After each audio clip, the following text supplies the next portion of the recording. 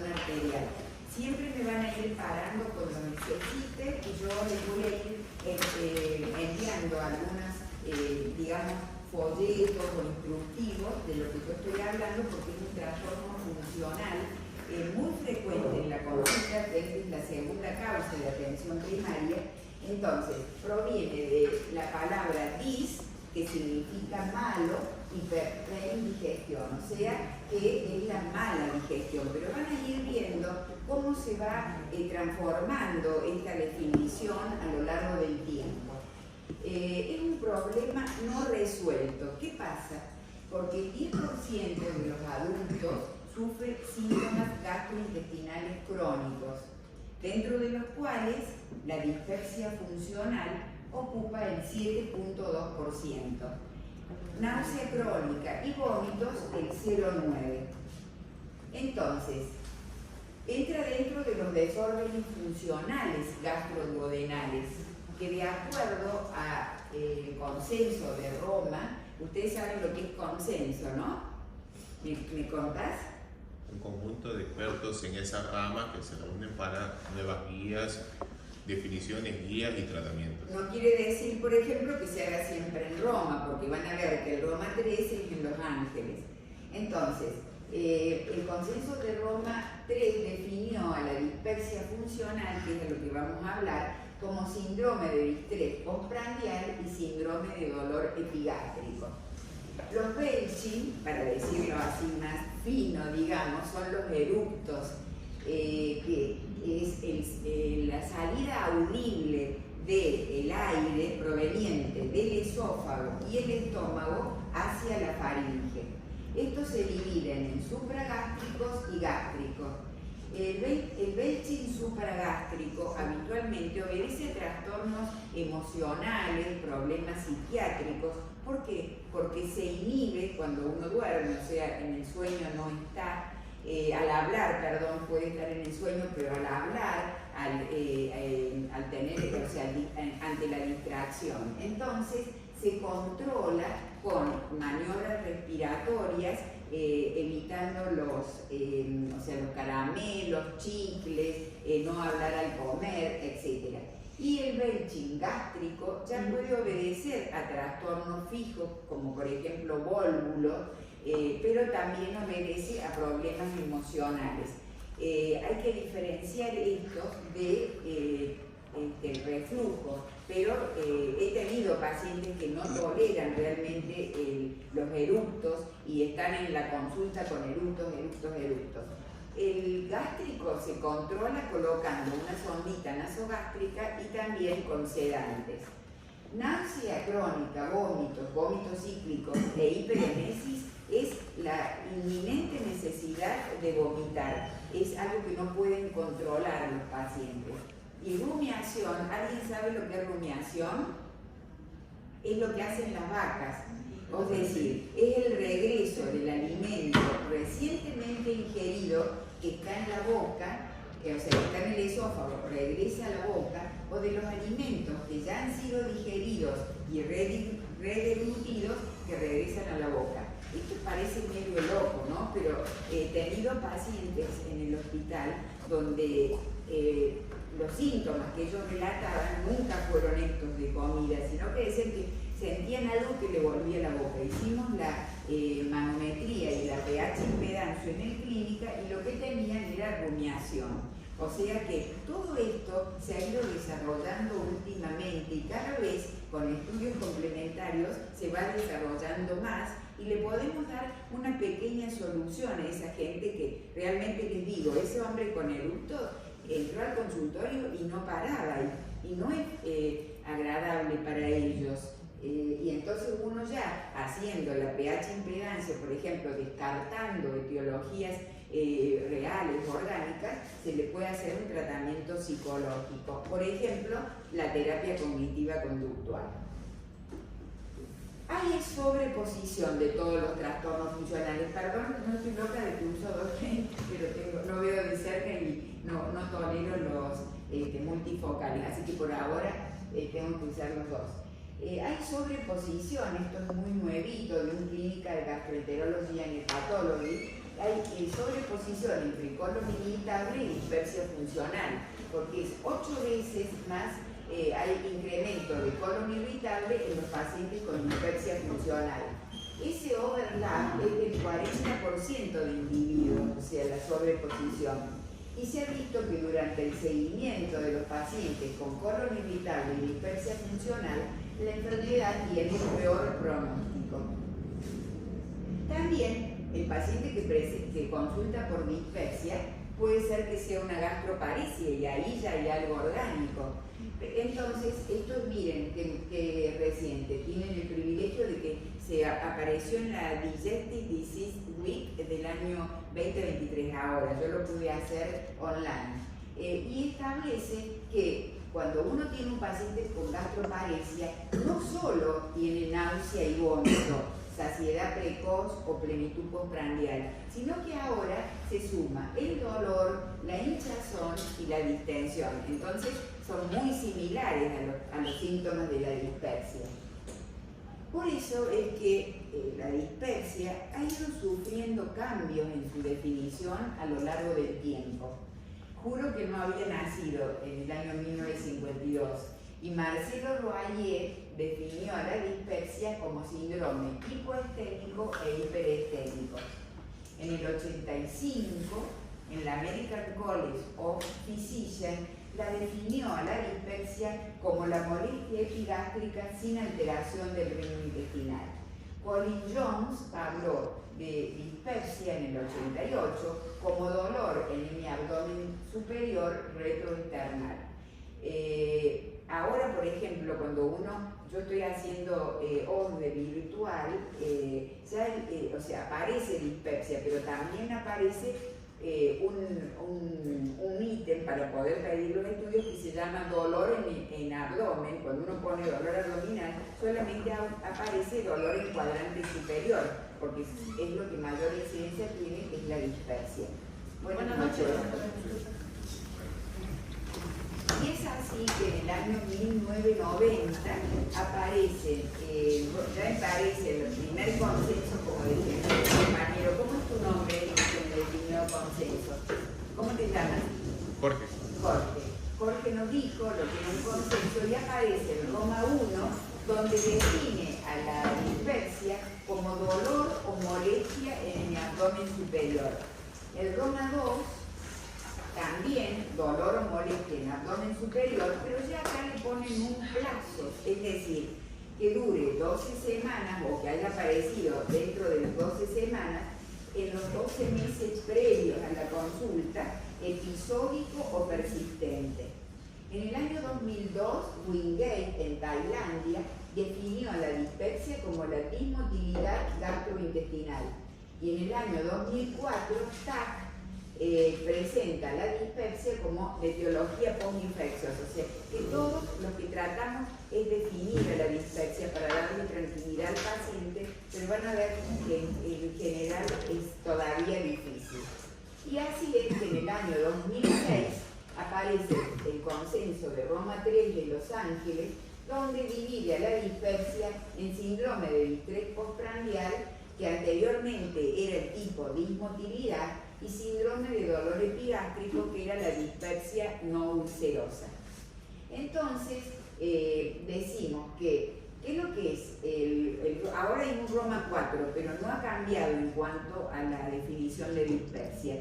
El síndrome de distrés postprandial es la plenitud postprandial ante la comida de volumen normal varias veces por semana, manifestada con hinchazón, náusea, eructos. Eso era lo que les dije que antes se llamaba tipo dismotilidad.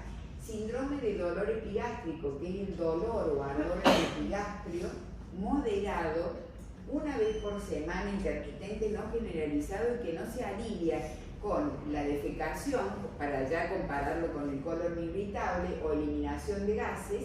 Como les dije antes, se llamaba dispersia ulcerosa. Cuando yo estudiaba nos hablaban de dispersia ulcerosa, no había tantos métodos complementarios, que no cumple con los criterios de trastornos vesiculares ni de esfínter de Oddi, y ambos, de acuerdo a los criterios de Roma, tienen que estar presentes los últimos 3 meses e iniciados 6 meses antes del diagnóstico.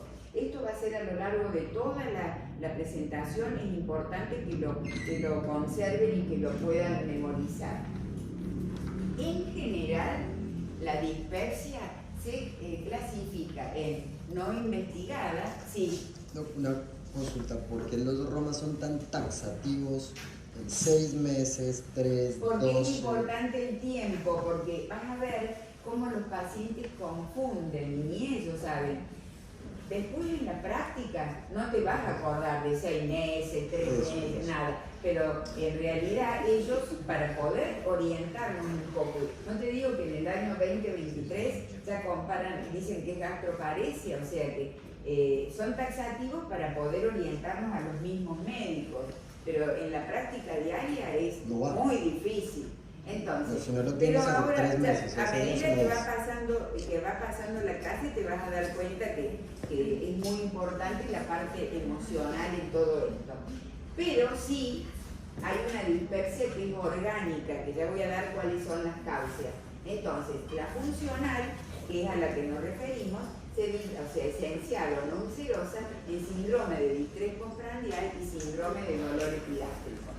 ¿Cuáles son las causas de dispepsia orgánica?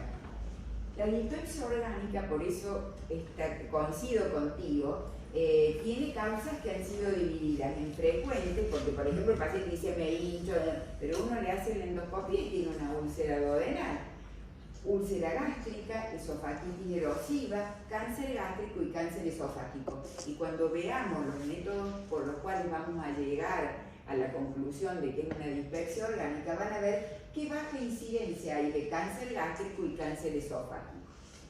Otras causas de dispepsia son pancreatitis crónica, enfermedad celíaca, por eso ahí dicen, no hay que pedir análisis de sangre, pero sí, ¿cómo no voy a pedir marcadores de enfermedad celíaca? Mala absorción de carbohidratos, y este es el test que les voy a enseñar, que ya les voy a pasar, que es el test de sobrecrecimiento bacteriano, o de intolerancia a la lactosa, al sorbitol o la fructosa. También hay que investigar si estos pacientes ingieren antiinflamatorios, porque pueden tener daño orgánico, como por ejemplo, ¿qué pueden tener si ingieren antiinflamatorios? Te pregunto a vos, no sé tu nombre. Silvana. Una gastropatía erosiva. Una gastritis erosiva. Entonces, antibióticos, hierro, bifosfonatos, por eso cuando toman bifosfonatos se le dice al paciente que tiene que estar parado 1 hora, 40 minutos, que no se puede acostar porque dan esofagitis. Diabetes, enfermedad tiroidea, colágenopatías, isquemia intestinal crónica, cáncer de páncreas y otros tumores. ¿Cuándo es sugestivo de que el paciente tenga dispepsia de etiología orgánica?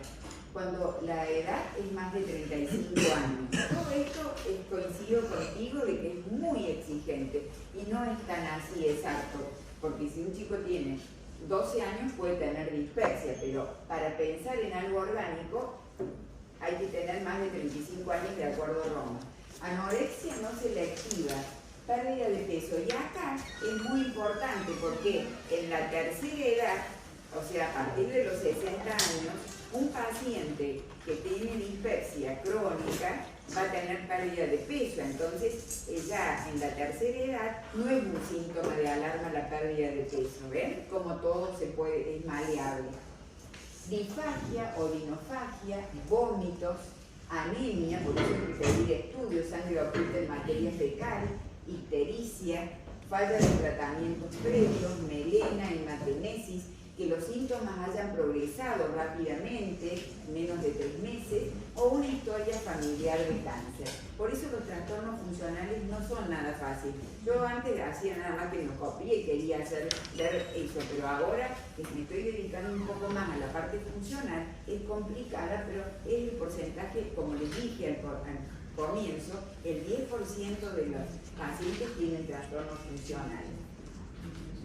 En cuanto a la fisiopatología, es anomalías motoras, como por ejemplo hipomotilidad antral y alteraciones del vaciamiento gástrico, por eso después van a ver cómo se pide la cámara gamma, alteraciones del ritmo y actividad mioeléctrica del estómago, alteraciones de la acomodación gástrica, todas estas anomalías motoras.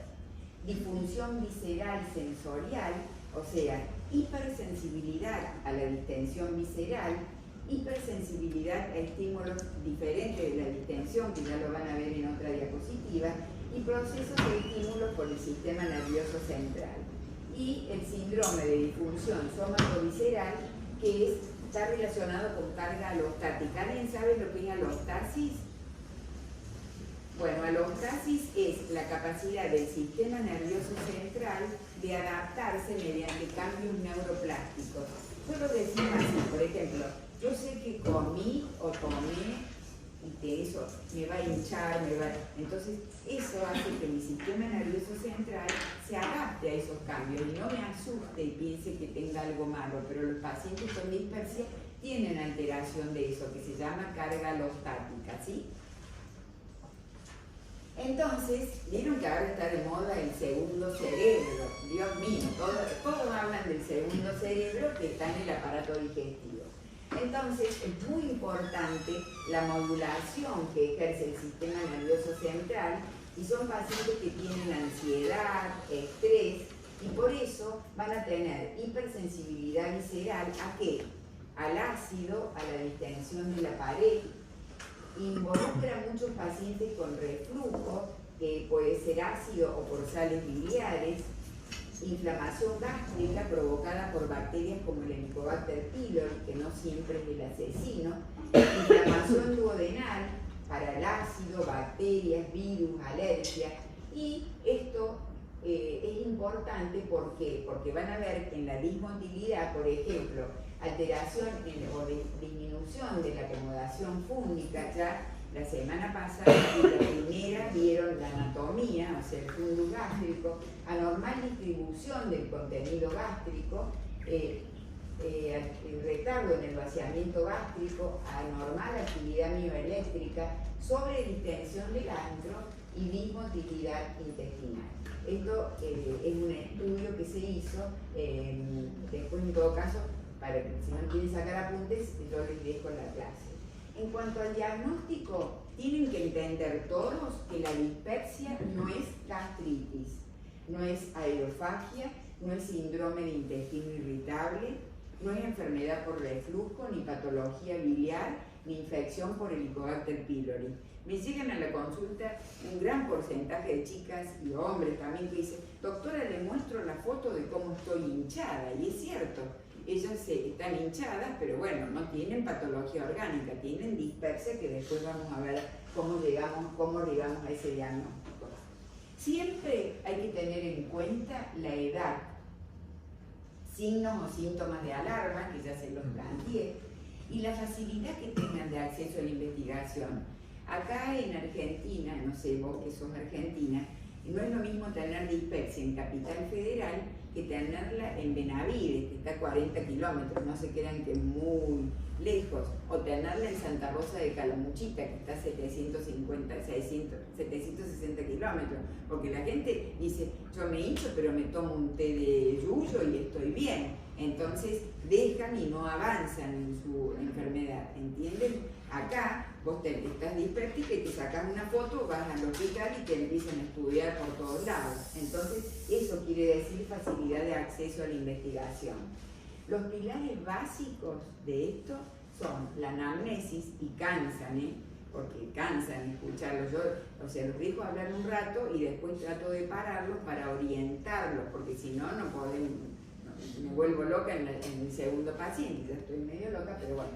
Entonces, hay que ver si hay consumo de tabaco, alcohol, ingesta de antiinflamatorios, antibióticos, levodopa para ver si tienen enfermedad tiroidea, digitálicos, estrógenos, progestágenos. El estrés postraumático no es solo por un accidente, sino que son situaciones de abuso, ya sea sexual o laboral, acoso, disfunción somatovisceral, cistitis, dispareunia.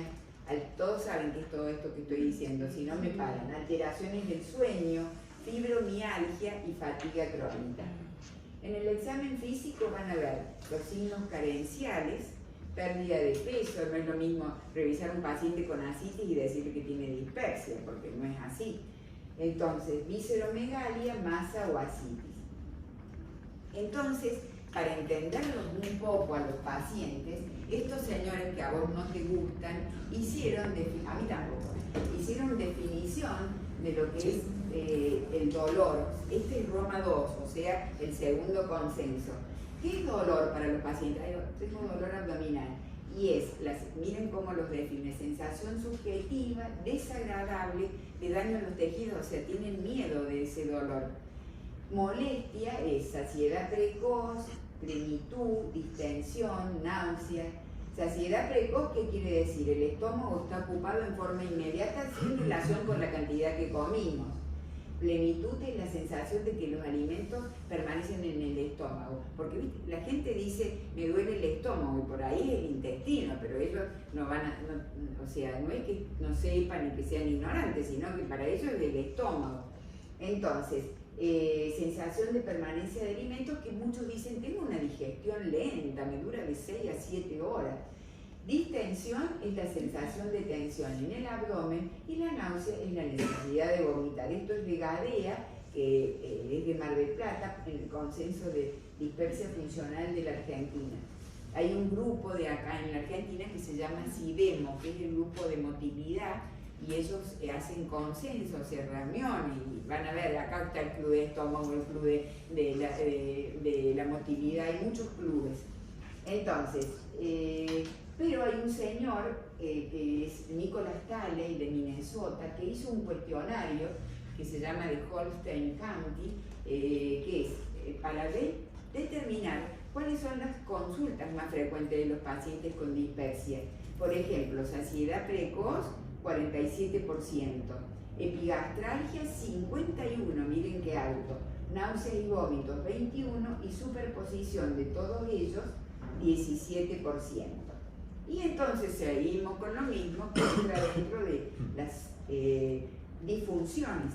¿Se acuerdan cuando les puse la primera diapositiva del overlap de colon irritable? Entonces, síndrome de intestino irritable en las disfunciones ocupa el 46%. La enfermedad por reflujo de 9 a 15%. ¿Qué exámenes vamos a solicitar? Tampoco estoy de acuerdo con esto. Análisis bioquímico dice que tienen poco o ningún valor, ¿no? Yo cuando el paciente me dice que se hincha, quiero ver si tiene intolerancia al gluten, intolerancia a la lactosa, entonces le voy a pedir análisis de sangre generales para ver si no tiene disfunción tiroidea, si no tiene anemia. Entonces, ¿cómo vamos a ver para sacar los síntomas de alarma si no pedimos un laboratorio? Entonces, lo básico sería un laboratorio básico con ionograma, y un hemograma, por supuesto, hormonas tiroideas, y pedirle o sea, para no asustarlos, en la primera consulta, en la segunda se puede pedir todos los marcadores para ver si no tiene enfermedad celíaca. Los exámenes radiológicos, y acá vamos a ver si prestaron atención a la clase del doctor Loureiro, solo están indicados si se sospecha obstrucción mecánica del intestino delgado. ¿Eso a qué pertenecería, una obstrucción mecánica del intestino delgado? Vos que no querés el consenso de Roma.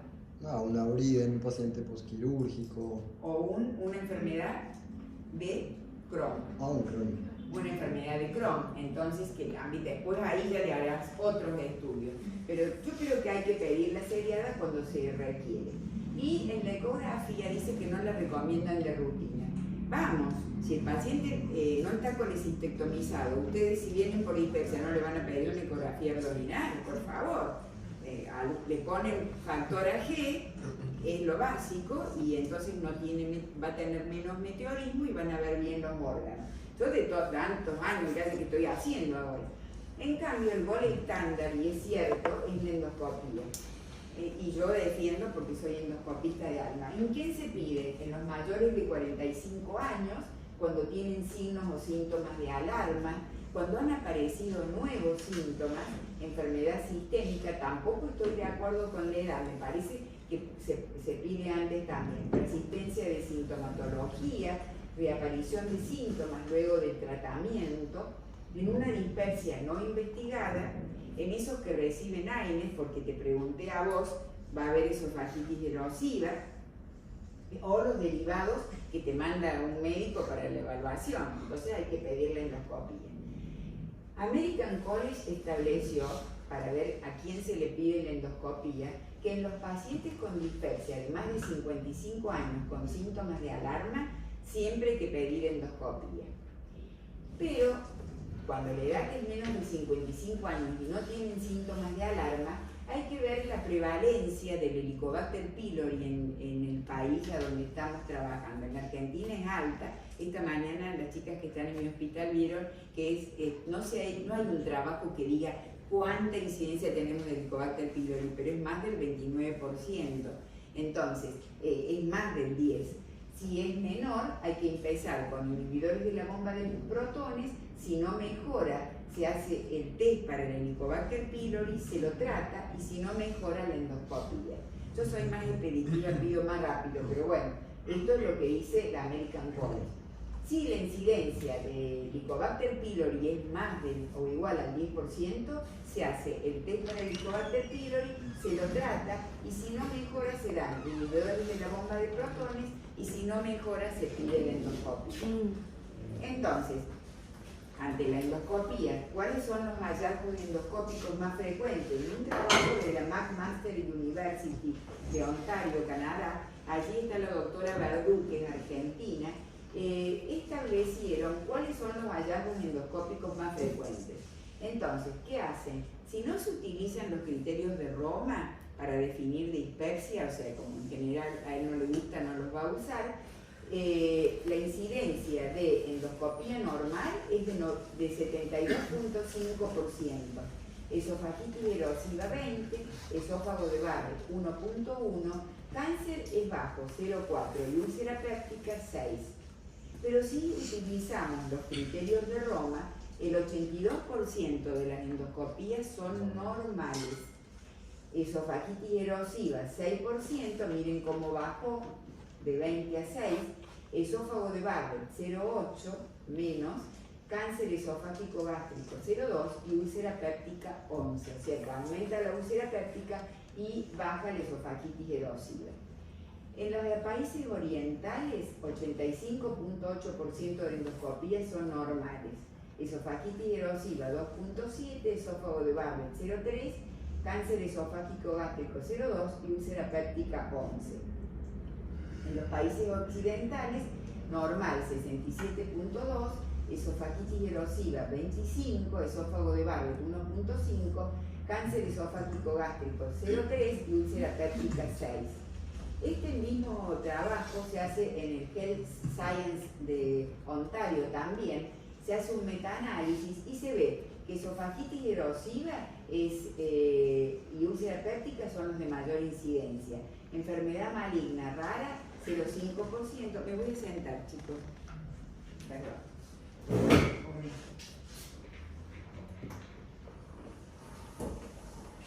No sé si. Bueno, entonces, la prevalencia de esofagitis erosiva disminuye cuando se utilizan los criterios de Roma, pero acá no se compara la influencia, la frecuencia de hallazgos en sujetos sintomáticos con aquellos verdaderamente asintomáticos. Entonces, se hace este trabajo de varios estudios que aparecen en una clínica gastroenterológica y hepatológica, donde dice cuáles son los hallazgos endoscópicos. En 7 estudios, esofagitis erosiva 13.4, esófago de Barrett 1, o sea que todo repite lo mismo, pero para que vean cuáles son los hallazgos endoscópicos más frecuentes. Úlcera péptica 8%, 3.2 gástrica y duodenal más que la gástrica, cáncer gástrico 0.25 y esofágico 0.1. En los pacientes con dispepsia, acá se compara con dispepsia los hallazgos endoscópicos y sin dispepsia. Con dispepsia 10.5 esofagitis erosiva y sin dispepsia 8.1.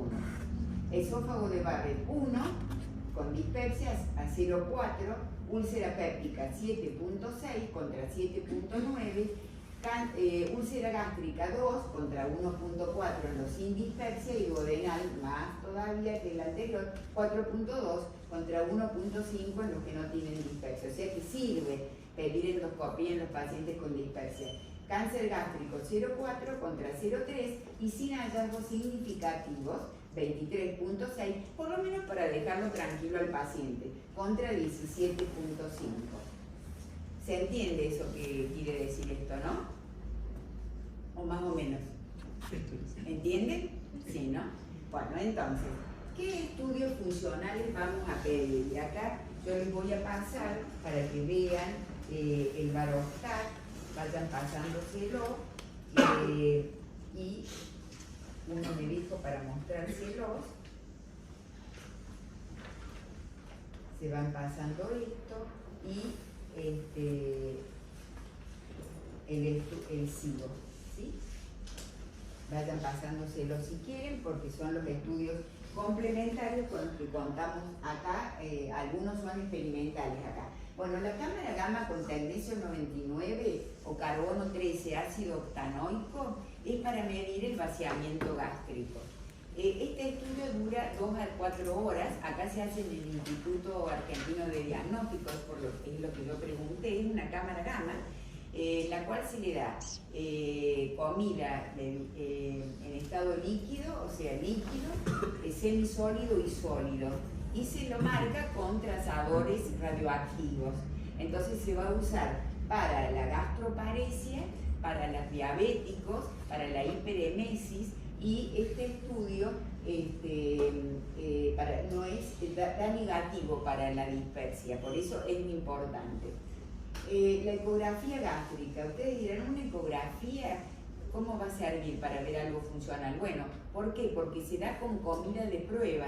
Se da, por ejemplo, en el hospital hicimos un trabajo para ver dispepsia, uno de los alumnos, y tomó caldo, o sea, no tomó él, sino que dio a los pacientes normales y los con dispepsia, y vio que hay un retardo en el vaciamiento gástrico en los pacientes con dispepsia. Luego, la manometría antroduodenojejunal, acá no lo hacen todos, pero por ejemplo la doctora Solé, Laura Solé, en GEDIT, se hacen el cruce, las manometrías, tanto rectales como la antroduodenojejunal. Y la electrogastrografía cutánea, esto acá está a nivel experimental en Argentina, que lo que mide es la actividad eléctrica y motora desde la superficie corporal hasta el antro gástrico. Esto se hace con un sujeto, o sea, se hace con un basal, el sujeto tiene que estar a oscuras durante 60 minutos, relajado, y luego se le da comida de prueba, o sea, se le da un emparedado de huevo y jugo de manzana, 200 mililitros. Entonces, con eso se va a ver si hay bradigastria, taquigastria o normal. Entonces, eso va a determinar si es birritmia pre o postprandial. Ahora ya se los muestro. Estos tres últimos acá no existen, están a nivel experimental, de acuerdo a lo que me informó el doctor Jorge Olmos del Hospital Clínica. Varostat, que es lo que se están pasando, Varostat con oxígeno infusión ácida y Varostat potencial invocado. ¿Qué es lo que es? Es un balón dual, el Varostato, que puede utilizarse en el estómago con un manómetro especial para el estómago y también en el recto para ver si tienen, por ejemplo, contracciones o trastornos en la defecación.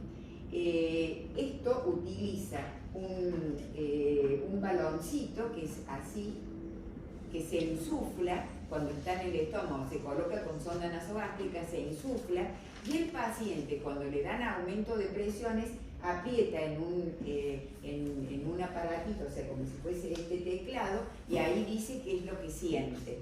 Entonces, ese varostato sirve para determinar si hay distensión o no, y cómo se puede tratar eso.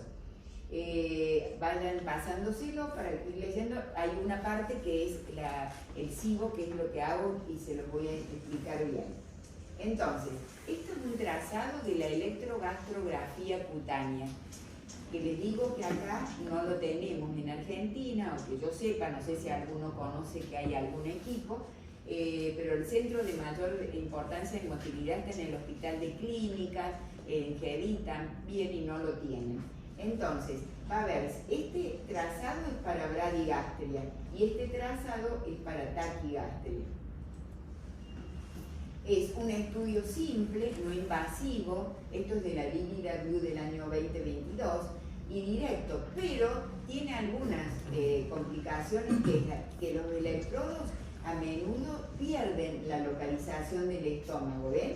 Acá están puestos los electrodos, que tiene pobre discriminación entre signos y ruidos y sonidos, y que no tiene un patrón definido, pero está contraindicado en embarazadas, eso sí se los digo, y tienen que, para poder aumentar la resolución, se ha hecho la electrogastrografía de alta resolución. Yo solamente veo en fotos, porque la verdad que digo, cuando quise comprar en una DBW, pregunté cuánto costaba un Barostat potencial de bocado, me dijeron $10.000.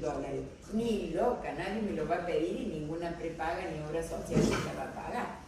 Entonces, bueno, esas son las realidades nuestras de los países subdesarrollados.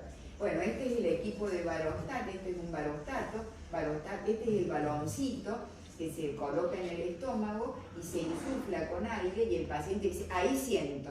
Entonces uno dice, sí, tiene dispersia. Bueno, esto existe, ustedes tienen que saber. En cambio, esto sí lo voy a defender, porque lo estoy haciendo últimamente, anteriormente hacía solamente endoscopía y ahora ya no hago, y esto me ha entusiasmado, porque es un estudio que dura 3 horas, no es sencillo, desarrolla el médico la capacidad de no ponerse nervioso. ¿Por qué? Porque es el test de sobrecrecimiento bacteriano, intolerancia a la lactosa y a la fructosa. Se hace con hidrógeno y metano. Lo que mide este test, ahí van a ir pasándose y después yo les explico bien el trazado. Este test lo que quiere medir y lo que representa es todos, o sea, en 70 kilos tenemos una microbiota, que ya habrán escuchado hablar todos de esto. La microbiota pesa 1,5 kilos. Está especialmente en el ciego y es de 10 a la 13 microorganismos arcaicos de distintas etiologías.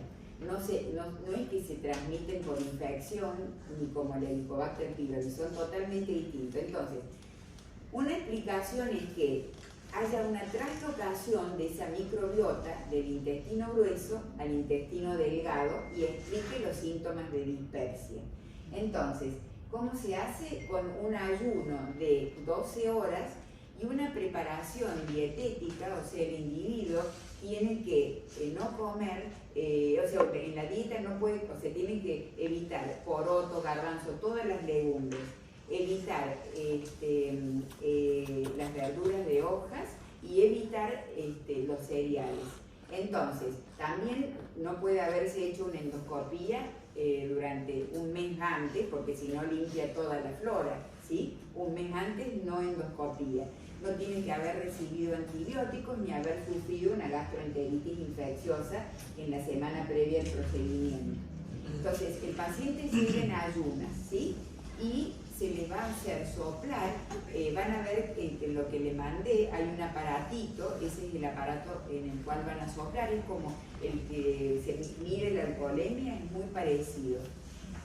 Entonces, se sopla en un basal reteniendo el aire durante 15 segundos y al tercer pic, o sea, a los 3 segundos previos, van a sonar 3 veces y en el tercer pic sopla todo ese aire retenido.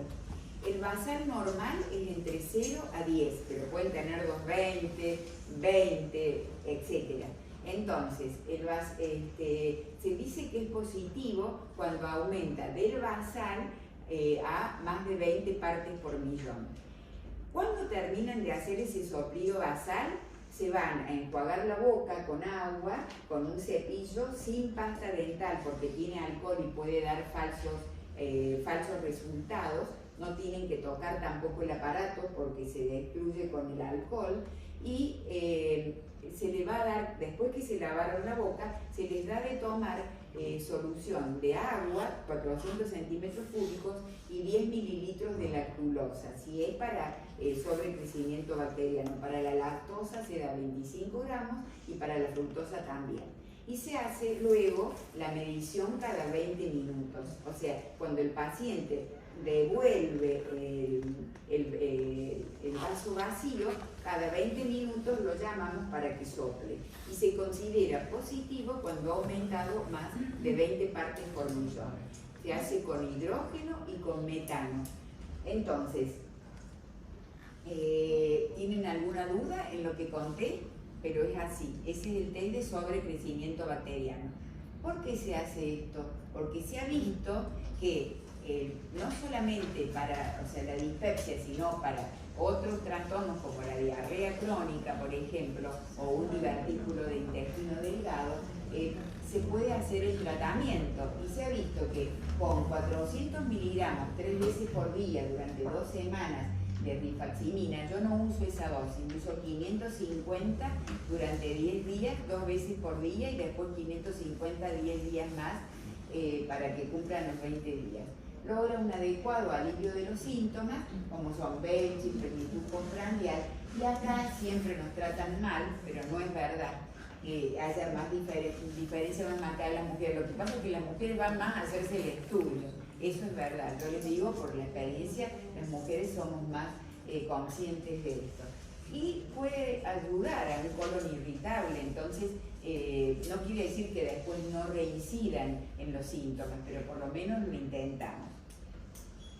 Entonces, esto ya es el tratamiento en general de la dispepsia, una introducción, y decimos que cuando tenemos, de acuerdo a la definición de los criterios de Roma, síndrome de distrés postprandial, que era la antes llamada de dismotilidad, se le da prokinéticos. ¿Sí? Se ve bien esto, ¿no? ¿Sí? Sí. Si es síndrome de dolor epigástrico, drogas antisecretoras. Ya vamos a ver la diferencia en distintos estudios de darles bloqueantes H2 e inhibidores de la bomba de protones. A largo plazo, el manejo, si no respondieron, si no hay un adecuado alivio, se puede recurrir a los antidepresivos. Si con esto no mejoró, hay que enviar al paciente, como habíamos dicho en lo de la American College, a que se haga una endoscopía, un estudio histopatológico. Si no responde, los test funcionales, que ya son todos los que nombramos, cámara gamma, test de sobrecrecimiento bacteriano, la electrogastrografía, Barostat, y si no, darle un tratamiento experimental, o sea, empírico. Si hay retardo en el vaciamiento gástrico, las drogas que se van a utilizar son especialmente los antieméticos, prokinéticos o combinaciones. Si hay un incremento del tono fúngico, 5 agonistas de la 5-hidroxitriptamina 1, o sea, la metoclopramida, más el STW5, que es una mezcla de hierbas, el iberogás. Vieron que en un momento le dije, ¿cómo vamos a tratar a los pacientes con dispepsia, por ejemplo, en Calamuchita? ¿Alguien sabe dónde queda Calamuchita? Yo soy cordobesa, por eso. Sí, en Santa Rosa de Calamuchita, en Córdoba. Entonces es un pueblito lindo, grande, pero que se trata con yuyo la dispepsia, o sea que hacen mezclas de hierbas, todos los medicamentos son de hierba, pero ellos dicen, no, yo tomo un té de yuyo y se me pasa, por ejemplo.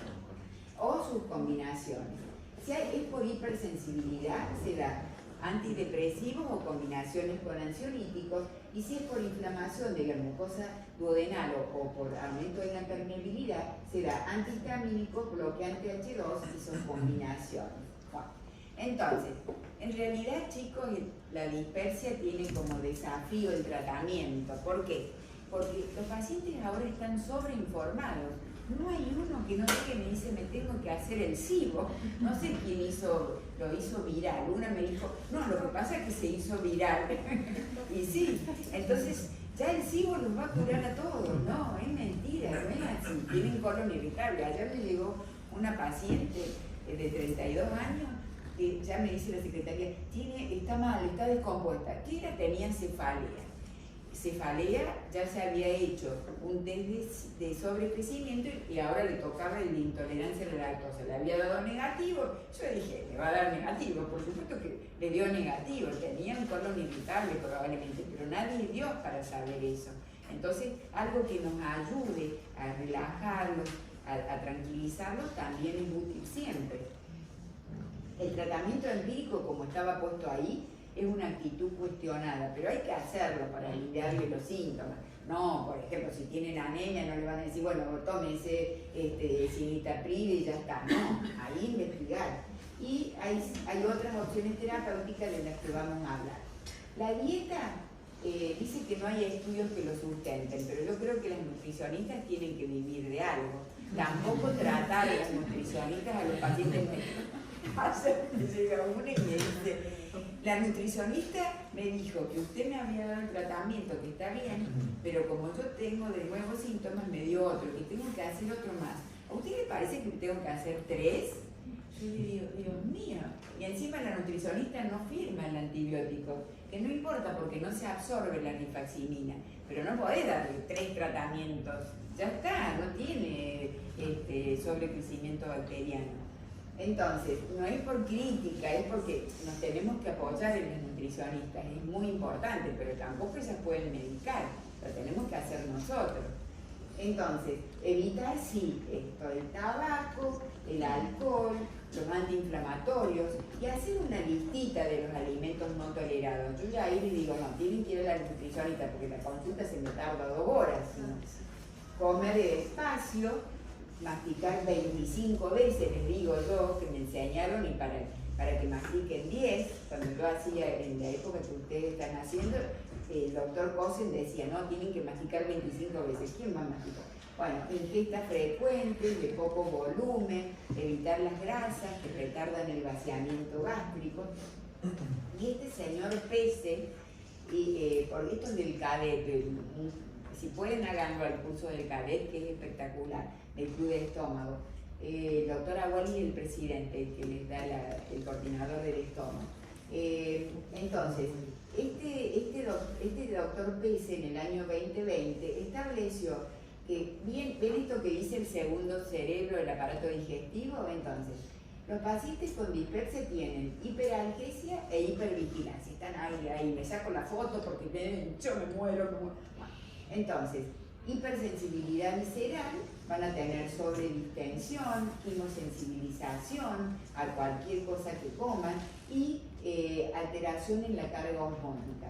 Hay factores cognitivos, de esto no sé qué apareció, factores cognitivos de anticipación. Yo si tomo Fernet me voy a hinchar, ¿está? Bueno, eso es verdad. Y es muy importante el tamaño y el volumen de los alimentos que coman todos, ¿sí? Entonces, se ha visto que los alimentos picantes tienen un alcaloide que se llama capsaicina, que actúa sobre los receptores TRPBS y TRPA, que lo sabe la nutricionista, yo no tengo ni idea, ¿alguien sabe lo que es esto? Yo no. Pero, ¿qué pasa con esta capsaicina? Se ha visto que provoca hiperalgesia ese alcaloide, pero con el tiempo el paciente se va acostumbrando y ya no tiene dolor. ¿Por qué yo les cuento esto? Porque cuando hacía endoscopías en el Hospital Rivadavia, hace más o menos 9 años que no hago, pero yo veía que la mayor parte de los pacientes peruanos, bolivianos, etcétera, que comen muchísimo picante, tenían una gastropatía crónica y no tenían dolor, pero es de los picantes que se comen, es mi teoría, no la confirmé nunca, pero había más incidencia de esa gastritis que yo le decía granulomatosa, y era típico porque para comer menos, o sea, para que no gastar tanto, se le pone picante al alimento y provoca más saciedad. Entonces, por eso, pero se van haciendo un down regulation, o sea, después se acostumbran a esos picantes y no tienen dolor. Por eso también eso, bueno, los alimentos ácidos hay que tratar de evitarlos, y las grasas. ¿Por qué? Porque las grasas retardan el vaciamiento gástrico y actúan sobre la colecistoquinina. Y acá hay algo que ya no sé si es un invento o no, pero está de moda, se lo van a pasar, que es la dieta de los FODMAP. Pero cuando vayan pasando esto, vean cómo antes yo éramos más inocentes y teníamos estas dietas que eran tipo dispepsia ulceroso tipo 1 y la tipo 2 era la dismotilidad. Ahora ya todo es FODMAP, así que yo se los doy porque no soy nutricionista, después me devuelven todos los test y las dietas para que hagan una leidita nomás. Porque ¿qué quiere decir FODMAP? Fermentar oligosacáridos, monosacáridos y folioles, ¿sí? Pero al final el paciente no puede comer nada, entonces hay que decirle a la nutricionista que le adapte los FODMAP y que lo sigan, porque pueden tener muchos trastornos carenciales con la dieta libre de FODMAP, ¿eh? Entonces, yo sí me hago cargo del farmacológico y decimos que para los que tienen síndrome de dolor epigástrico habíamos dicho que se usan las drogas antisecretoras. Estas son antagonistas de los receptores H2, o sea, la única que se permite ahora es la famotidina. Ustedes saben que la ranitidina está prohibida. Esto tiene resultados contradictorios porque no hay muchos trabajos que lo apoyen, pero sí los inhibidores de la bomba de protones. ¿Por qué? Porque acá se han incluido muchos pacientes con enfermedad por reflujo gastroesofágico. Entonces, esta es una diapositiva que quiero mucho, voy a hacer ahora sentimental, pero es del doctor Pablo Luna, que falleció de COVID. Tuvimos dos pérdidas muy importantes en el club de estómago, que son el doctor Corti el año pasado, que era el jefe de estómago del hospital Udaondo, y el doctor Pablo Luna del hospital alemán. Y entonces el doctor me cedió estas diapositivas donde estableció que en 12 estudios clínicos aleatorizados para los anti-H2, ¿no? Esto ténganlo en cuenta. Análisis todos combinados favorecían el uso de los anti-H2. Pero cuando se evaluó la calidad Haddad, o sea, tiene que ser mayor o igual a 0,4 de Haddad, que es un estudio de investigación, se vio que con buena calidad de los criterios de Roma no tenían beneficio los bloqueantes anti-H2, pero yo doy combinados con prokinéticos. Entonces sí se apoya a los inhibidores de la bomba de protones porque dos estudios clínicos, ambos con score Haddad mayor o igual a 4 y de alta calidad de criterios de Roma, que son el de Boni y Ópera, muestran ventajas de 20 y 10 de omeprazol contra el placebo. En cambio, el estudio de Boni y colaboradores en Hong Kong no mostró diferencia entre usar 30 y 15 galones de lansoprazol, o sea que no depende de la dosis, sino que se logre un bloqueo ácido adecuado. Los prokinéticos van a quedar para el grupo de dismotilidad, entonces ayuda a los pacientes que tienen hipomotilidad gástrica o distensión gástrica, entonces cuando uno aumenta el vaciamiento se alivian los síntomas. Y por el efecto de la dopamina y serotonina sobre la motilidad. Los prokinéticos son antagonistas de 2, que es la domperidona, antagonistas de la 5-hidroxitriptamina 3, agonistas de la 5-hidroxitriptamina 4, que es la metoclopramida, antagonistas de 2, domperidona como le dije, y la de la 5-hidroxitriptamina 3 son el ondansetron y gamisetron. ¿Saben en quién se usa más el ondansetron? Muy bien, pero lo podemos usar, no está prohibido. Si tienen esos pacientes con hiperemesis gravídica, lo usan. Los agonistas de la 5-hidroxitriptamina 3 del mosapride, antibióticos macrólidos, eritromicina y claritro. Acá les voy a dar un truquito. Cuando uno van a tener que ir a hacer una endoscopía con hemorragia digestiva alta y no ven nada en el antro, se puede usar eritromicina inyectable y eso aumenta el vaciamiento gástrico, limpia el estómago y uno puede ver más la lesión, ¿sí? Y las benzamidas, que son levosulpiride y cimetapiride, que es muy utilizado, yo lo uso muchísimo, es Rogastril Plus combinado con simeticona.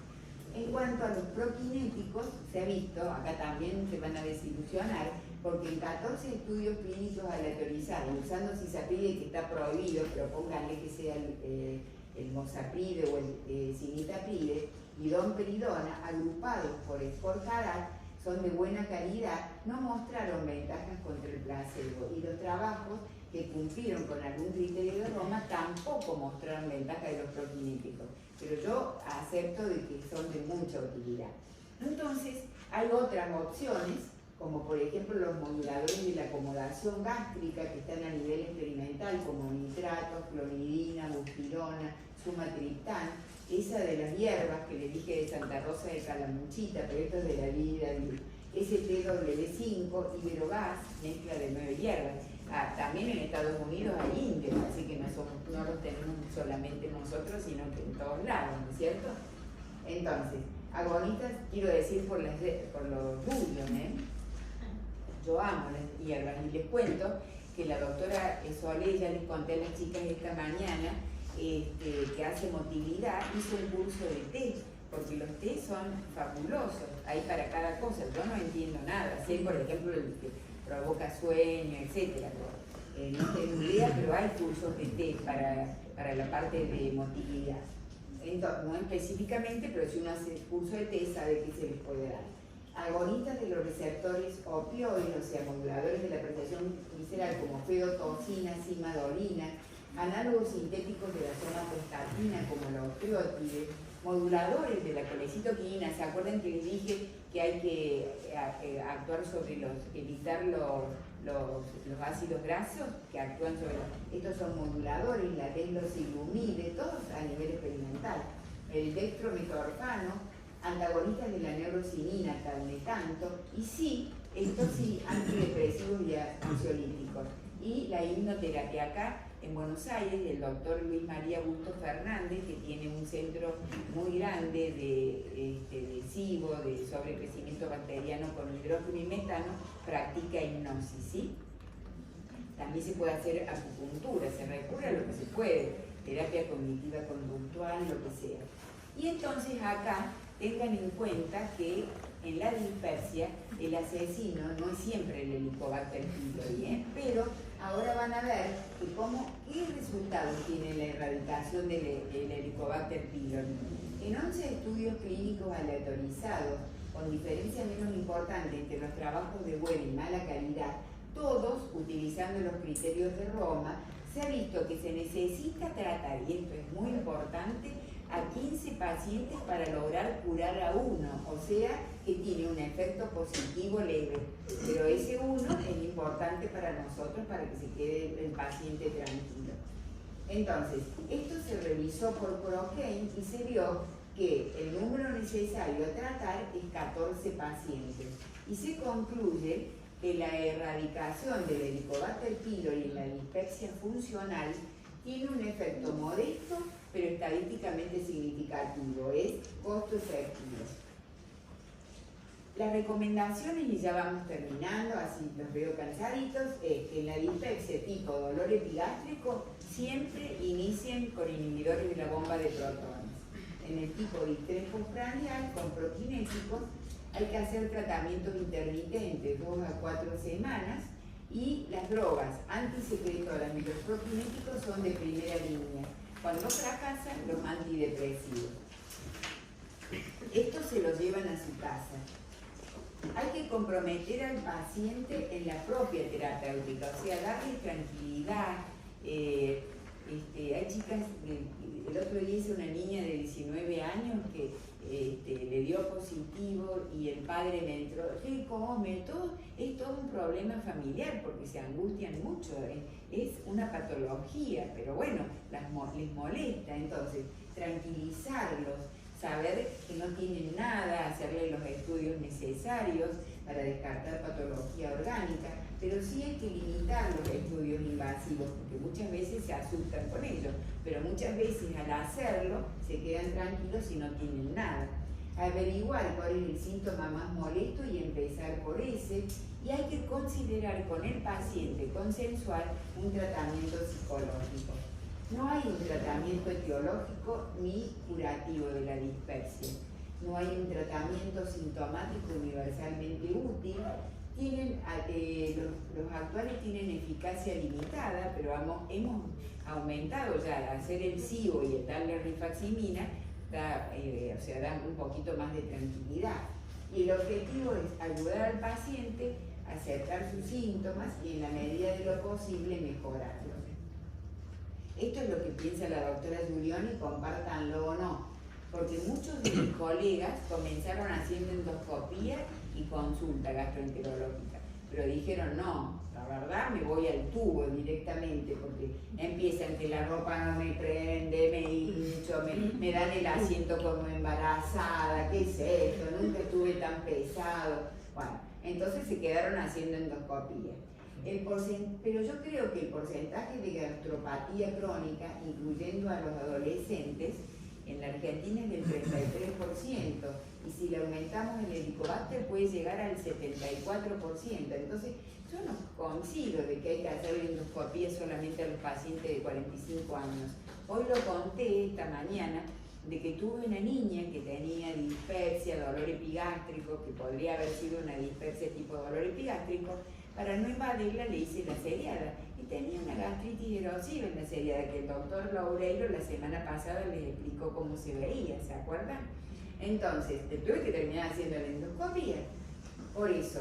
Pero yo creo que hay distintas entidades, no creo, está confirmado dentro del complejo de dispersia, y que siempre hay que consensuar y clasificar a la dispersia con el Roma 3, ¿sí?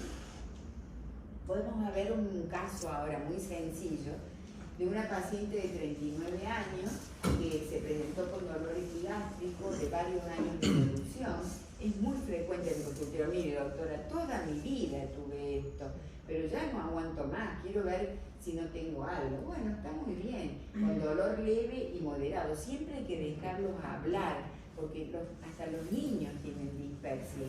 Entonces, dolor leve y moderado que se presenta varios meses, que empeora con la ingesta copiosa, no la despertaba a la noche, no calma con la evacuación intestinal ni la eliminación de gases, pero sí se exacerba con el estrés, tiene náuseas, pesadez, distensión postprandial, y ella acá dice, tengo digestiones lentas, me dura de 6 a 7 horas. Yo nunca conté mis digestiones. ¿Alguien contó las digestiones? Bueno, pero los pacientes le van a decir, no tengo trastornos evacuatorios. Ella se medicaba con ácido tiótico. ¿Qué es el ácido tiótico? Acá en Argentina se llama Viletam. Todos dicen, yo tomo un Viletam y me calmo. E infusiones de té. El padre, sí, esto es importante porque ustedes habían visto que yo puse antecedentes familiares de cáncer digestivo. El padre tuvo cáncer gástrico y la madre es diabética. En el examen físico es normal. El laboratorio tenía un eritro de 25 con un sedimento urinario con piocitos. El urocultivo fue negativo, le hicieron todo, radiografía de tórax, electro y eco, normal. Y el examen ginecológico es normal. ¿Ustedes le pedirían una endoscopía a esta paciente? Sí. Y tiene el antecedente familiar de cáncer gástrico, entonces la pediría para que se quede tranquila y ustedes también. Entonces, ¿ustedes qué pensarían si la endoscopía normal que tiene dispersia? Bueno, espero no haberlos aburrido, pero ahora quiero hacer que se rían un ratito. Miren, ¿vieron que se los nombré al doctor Gusto Fernández, que es el que tiene hidrógeno metano y tiene un instituto dedicado a esto ahora? Bueno, él estábamos en Barcelona en un congreso hace 10 años y miren cómo nos castigamos. Después decimos que tenemos dispersia. Bueno, nada más. Si quieren hacerme alguna consulta...